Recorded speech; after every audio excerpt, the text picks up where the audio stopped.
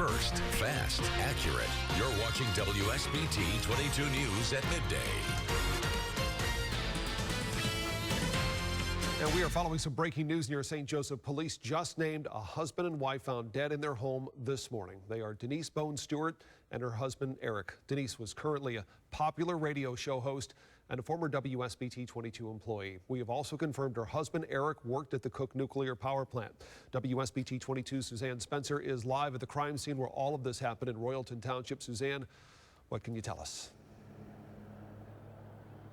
Bob, this is still a very active scene. Michigan State Police Crime Lab pulled up about an hour ago. They're still on scene right now, going through the house. Now, there were a lot of information we're still looking to get here, but several family members, friends have been stopping by all morning long. The couple had 3 young children together, and one of those kids called 911. That happened shortly before 7 this morning, and at this point, police tell us they are not looking for a suspect. All 3 children were home, according to police, and were not hurt.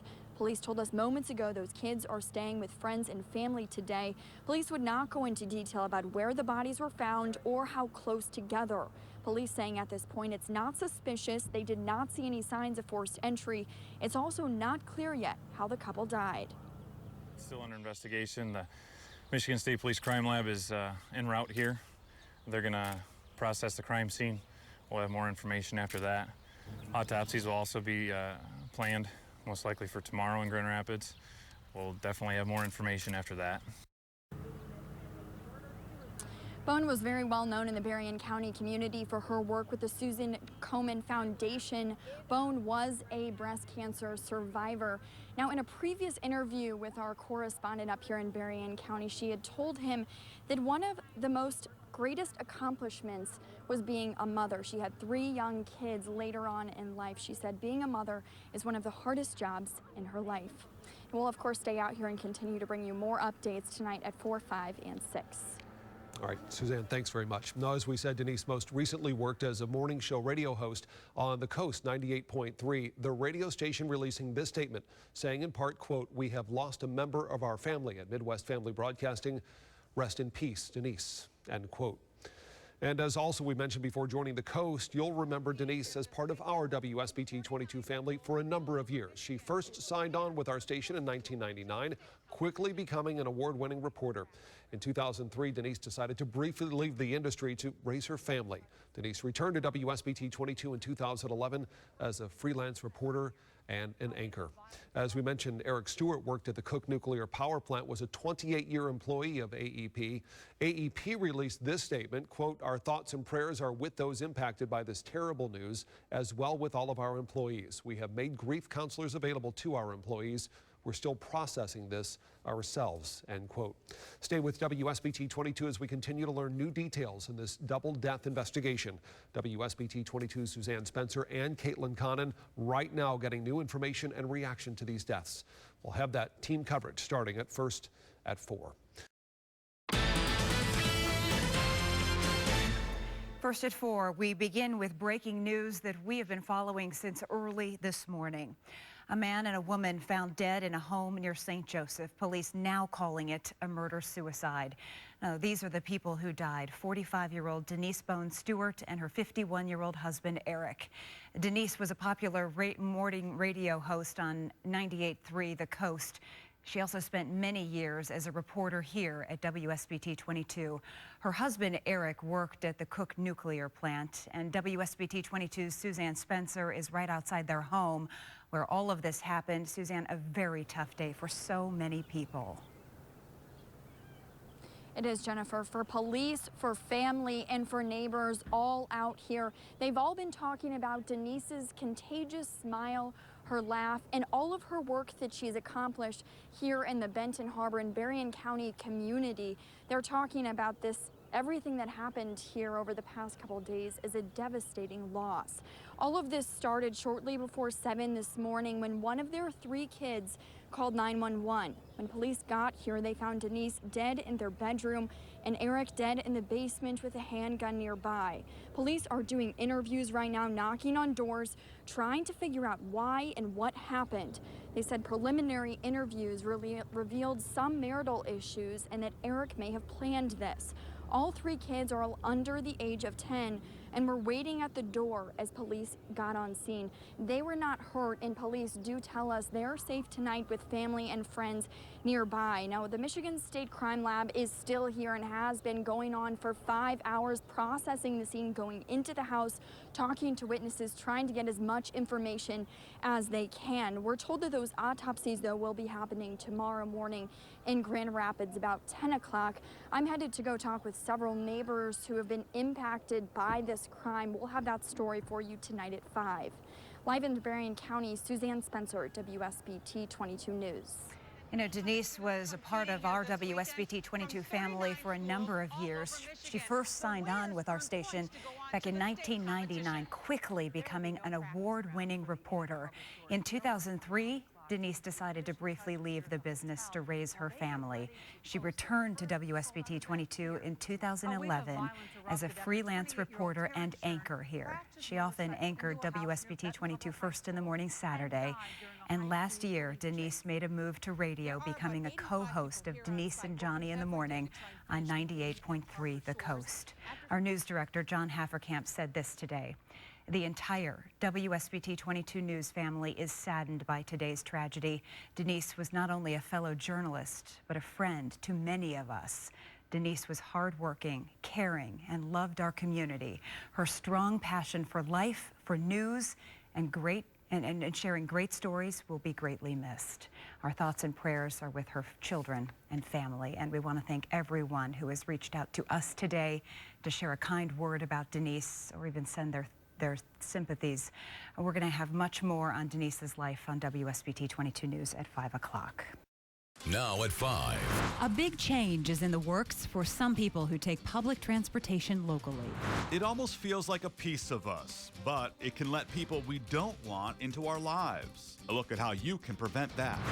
And we have team coverage of breaking news we've been following all day.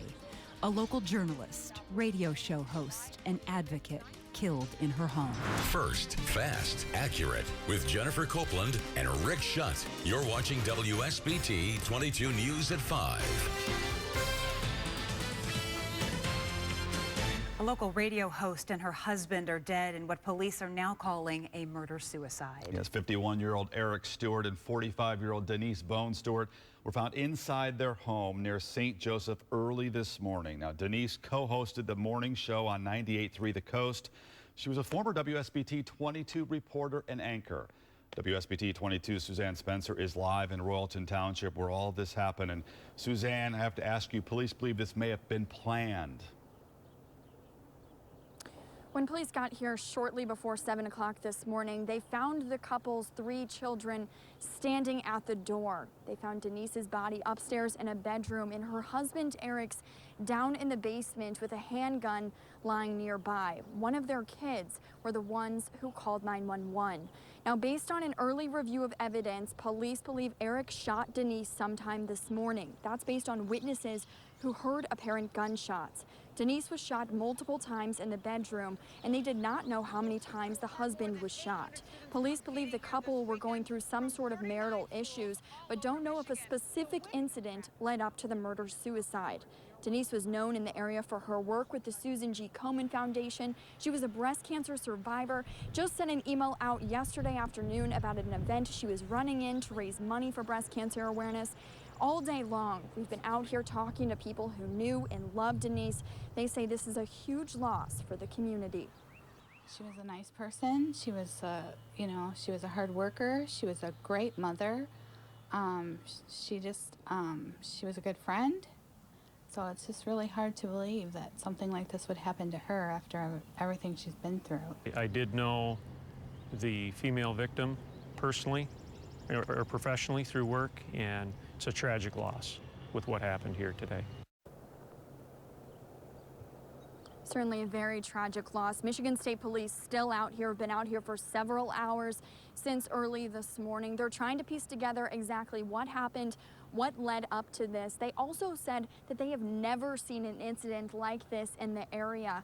I'm working on that story, and we'll have that for you tonight at 6. Live in Berrien County, Suzanne Spencer, WSBT 22 News. Suzanne, thank you. Now, before joining the morning show on the coast, you may remember that Denise was part of the WSBT 22 family for a number of years.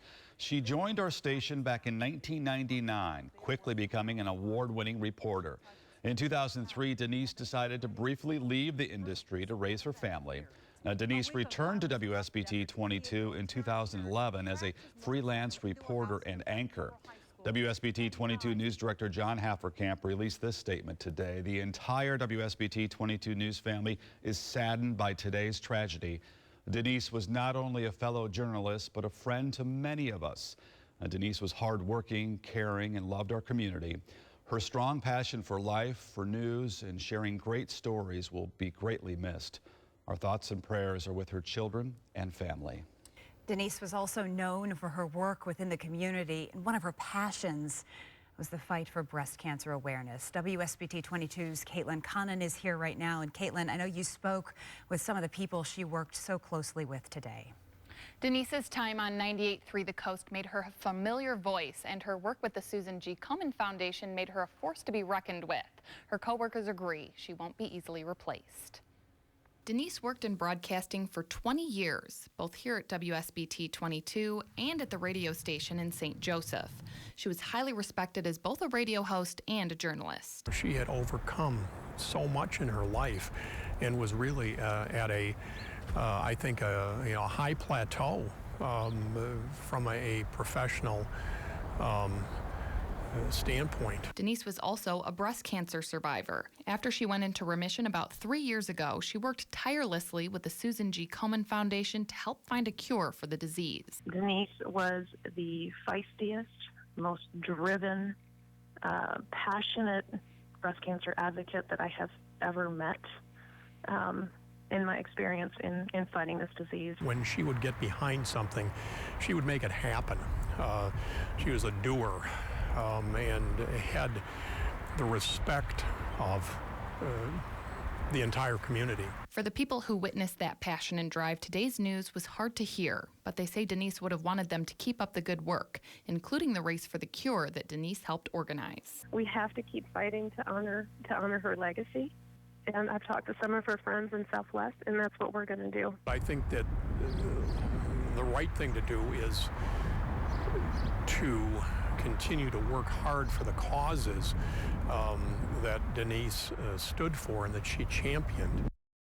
That race will be run in Kalamazoo on May 14th. Jennifer Juergens asked the staff if they should cancel. They said absolutely not. Yeah, no, I couldn't see them doing that. And there have to be other plans in the works to honor her memory. Yes, the people at Susan G. Komen and the radio station want to do something for Denise's children, but they're waiting until they can coordinate with the family. You know, when we get that information, we'll certainly pass it along. Of course. Okay, Caitlin, thank you so much.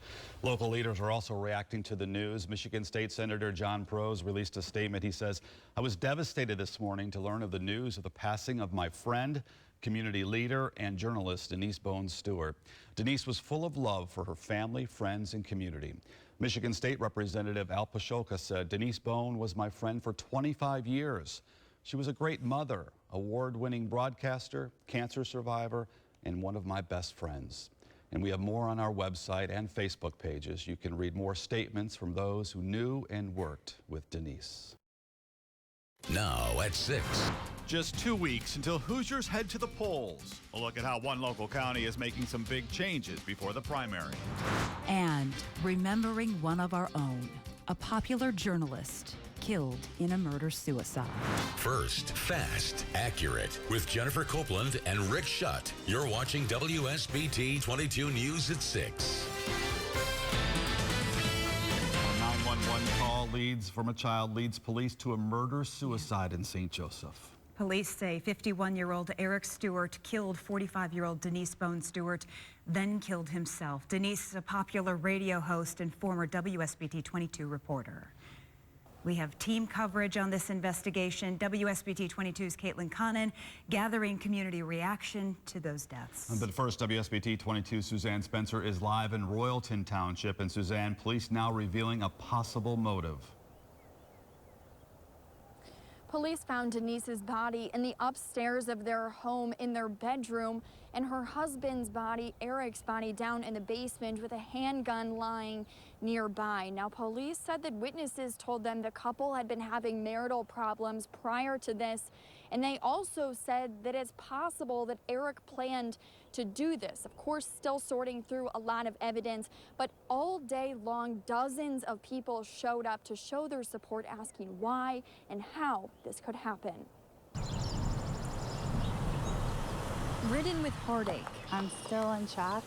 It's hard to just process. Neighbors, friends, family want to know why this could happen to a 45-year-old mother of 3, known for her spirit and smile, and fight for breast cancer awareness as a survivor. It's just really hard to believe that something like this would happen to her after everything she's been through. Denise, known by many, including officers on the scene. I did know the female victim personally or professionally through work, and it's a tragic loss with what happened here today. A phone call led police to the Stewart's home. We have a child caller on the phone. He's advising that he's found his father. He believes he's passed away in the basement. Hours later, police called it a murder-suicide. You can generally determine what happened based on a scene. The when part of it is what becomes a little more difficult. Police do think it happened sometime in the morning before the kids woke up. Based on witness statements and things that occurred and the timeline that we've developed at this point. But those answers aren't enough to those who knew her. Not losing one parent, but 2 parents, and the way that they went out, it's just a terrible, terrible tragedy. While police do think that Eric may have planned this, they're not yet saying why they believe that. Now, as for the 3 kids, they are safe. We were told by police earlier throughout the day they were not hurt at all with this. We're told again that they were with family and friends nearby.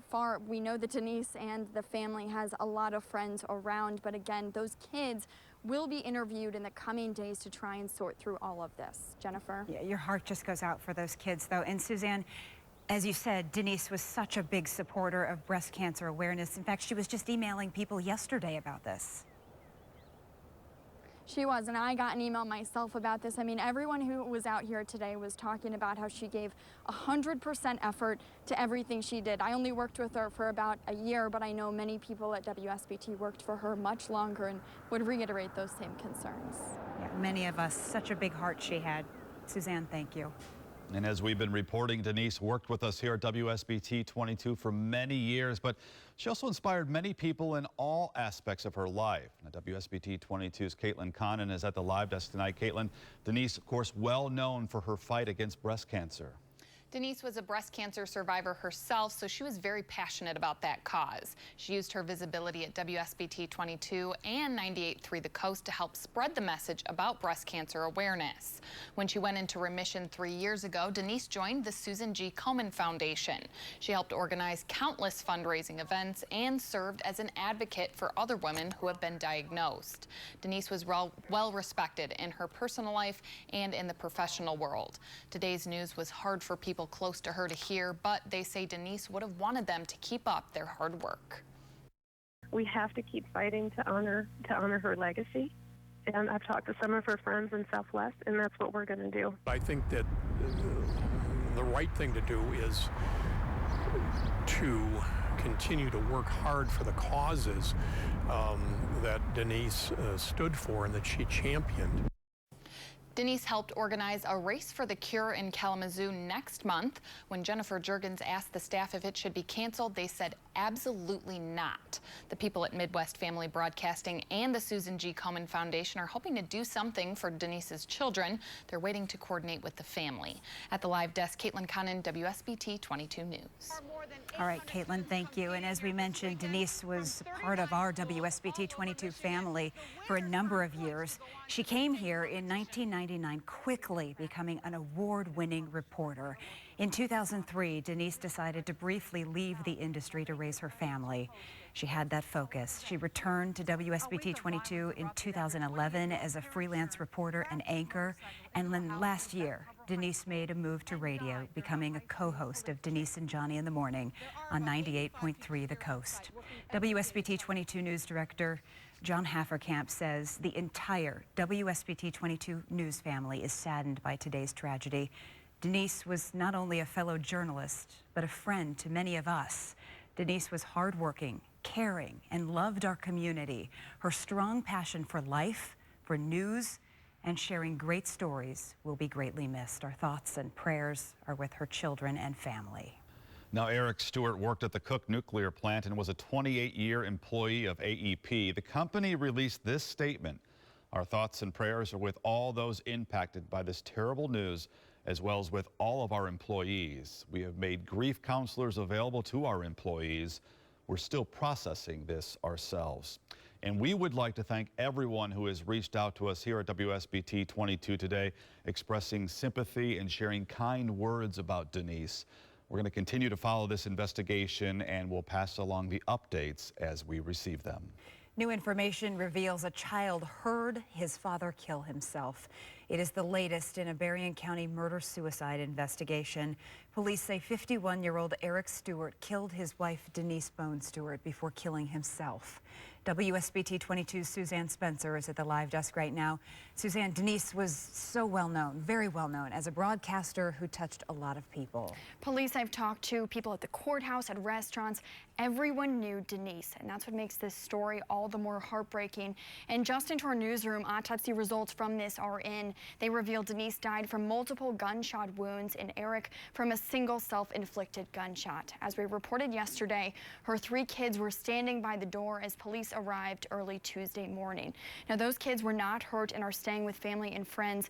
Witnesses told police they heard gunshots after about 10 o'clock Monday night, but it's not clear when Denise was killed and the exact time Eric shot himself. It wasn't until 7 the next morning a source confirms they heard the gunshots and called 911. We're also learning new reasons why police think this was all planned. Eric had just put his resignation in at Cook Nuclear Plant on Monday, the day before all this happened. A source tells us also that Eric had a conversation with someone about difficulty in getting a gun silencer in the days leading up to the shooting. Police told us the couple was also going through some marital issues, although no divorce or separation agreement was on file at the Berrien County Courthouse, and police have no call record to their home in the past 5 years. The local branch of the YWCA says any marital problems could put someone in a volatile position. I'm working on that story, and we'll have that for you tonight at 6. At the live desk, Suzanne Spencer, WSBT 22 News. Suzanne, thank you. You know, the on-air memorials to Denise continued throughout the day. WSJM Radio and 98.3 The Coast both talked about her. She would normally be on those stations with news reports throughout the day. Pat Moody from WSJM talked about the emotions everyone is feeling.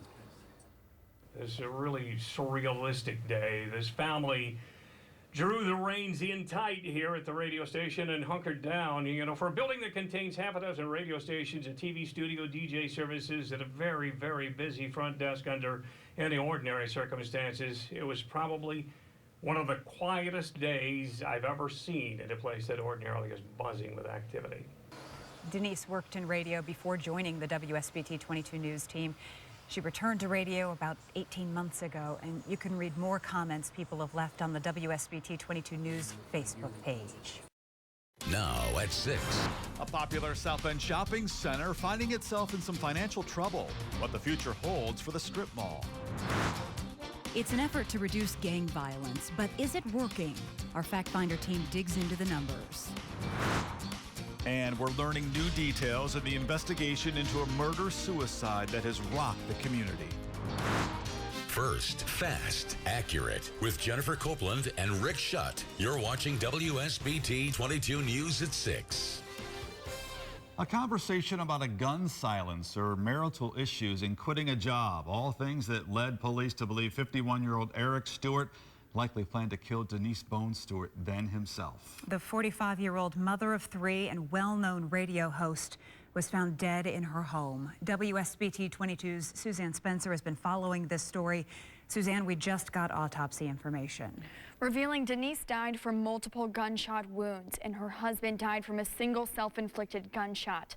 But it's the why that police are still searching for. For now, it appears that time and Mother Nature will continue to do their own demolition work here. It's the why that Denise Bohn was always after so she could report it to the public. We also want to talk to you about the latest from the riots themselves. But it was one of her children, a police source confirms, who reported to police that Denise's husband killed himself early Tuesday morning. When police got there, they found Denise's body in an upstairs bedroom. They don't know when she was killed, but witnesses say they heard gunshots in the neighborhood late the night before. And it's what happened before that leads police to believe this was all planned. A source confirms Eric Stewart had a conversation with someone about difficulty in finding a gun silencer. He resigned from his position at Cook Nuclear the day before all of this happened, and police say the couple was going through marital issues. There wasn't a legal record of any separation or divorce between the couple at the Berrien County Courthouse, and police have no records of calls to service to their home in the past 5 years. But anytime a couple is going through marital problems, whether a divorce or separation, it's a volatile time. When you're separating from someone, when you're divorcing someone, they're getting away from you. And so this can trigger the violence because he knows he's no longer going to be able to control her.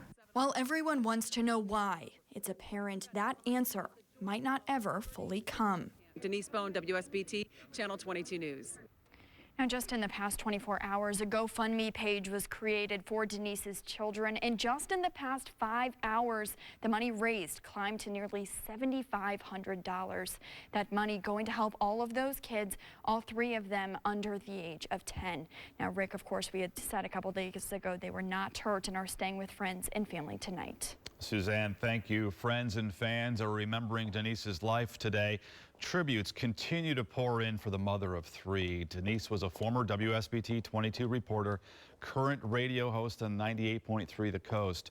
Today, the radio station is sharing stories and hearing from listeners who say she touched so many lives. Denise was a relentless reporter who never gave up in the quest to get the stories and, more importantly, the story behind the stories. She had a work ethic that commanded excellence. But as we all know, in this life, there's more to what we do than the job that we punch in for. For a young 45-year-old woman, Denise had the wisdom of folks far beyond her years. Now you can share and read comments and memories about Denise right now on our WSBT 22 Facebook page. Now at 11. The focus of the political world is starting to fall squarely on Indiana. We'll have the latest on the candidates as they look to the Hoosier State as being pivotal on the road to the White House. Meantime, the plot thickens in the Ohio execution-style shooting that killed 8. It now appears pot-growing operations were involved. A local sheriff tells people to arm themselves. But first tonight, we pay tribute to our friend and former colleague, Denise Bohn Stewart. Her funeral was held in St. Joseph today. First, fast, accurate. You're watching WSBT 22 News at 11. Good evening, everybody, and thank you for joining us. I'm Diane Daniels. Sadness and a celebration of life tonight in St. Joseph, Michigan, after hundreds of family members and friends honored Denise Bohn Stewart. Tragically, the popular local radio host and former WSBT 22 reporter was murdered early last week. Police say her husband shot her before killing himself. Visitation for Denise began at 2 this afternoon at the First Church of God. Her funeral was held at that same location this evening. Those who spoke at the service talked about the impact Denise had on so many lives throughout the community. One person describing her as a beacon of light of all that is good, even when telling tales of evil. And Denise did report on a lot of difficult stories during her career, always with grace, and certainly never dreaming she would be the subject of such reporting. Today's tributes went on all afternoon and evening, 4 hours of visitation followed by a funeral and then a balloon release. WSBT 22's Danielle Kennedy was in St. Joseph covering the tribute, and Danielle, certainly a tough day as we say goodbye to a friend. No, but Denise certainly won't be forgotten, Diane. And today an overflow crowd gathered at the church to celebrate the life of a woman who is known for her help, her drive to help others, and an inspiration to anyone who had the chance to meet her. Tears as family and friends said goodbye to their beloved Denise. Denise was my best friend and the sister that I never had. And you would never meet a more genuine, she was the most genuine person you would ever meet in your life. Known for her warm smile and caring demeanor, Denise was a breast cancer survivor who dedicated much of her time to join the fight and find a cure. She was such a big part of everything in this community.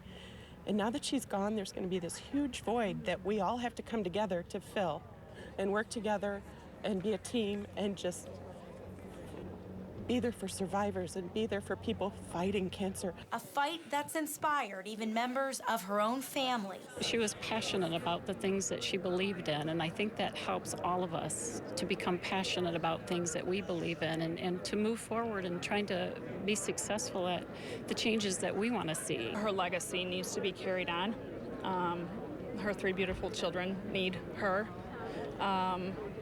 And need everybody's love. And that's what she would want. She would want the community to rally around and continue to take care of her children. And in a tribute to that fight, her 3 children watched from the windows of the church as a group of women below opened bags of pink balloons. Raised to the sky, lifting up Denise's memory. She'll truly be missed. Boy, Danielle, seeing that shot of the kids in the church, watching that balloon release, it is a powerful and heartbreaking image. And Diane, there were so many beautiful comments about Denise today at the service, including when the pastor directly addressed her young children, promising them that their mom will be safe in heaven and she's watching over them. And they were also giving out these lapel pins today as people came to pay their respects. Pink, of course, as a reminder of breast cancer awareness, certainly a cause that was near and dear to Denise's heart. She, of course, a survivor of breast cancer herself. You know, and prior to her death, Denise was helping to organize the Susan G. Komen Race for the Cure event in Kalamazoo. And Diane, that event will still go on as scheduled on May 14th. I'm sure lots of folks are going to be running in that, certainly in Denise's memory. I'm certainly planning to as well. All right. Danielle, thank you for your reporting today. Denise is survived by 3 children and 1 stepchild. Contributions can be made to the Bohn Stewart Children's Education Fund. You can see all the information right there on your screen. Donations are being accepted at the Starks and Menchinger Funeral Chapel. They were handling today's arrangements. The address is 2650 Niles Road, St. Joseph, Michigan, 49085. We're going to post that for you. It's already on the website, and you can also find it on the WSBT 22 News app.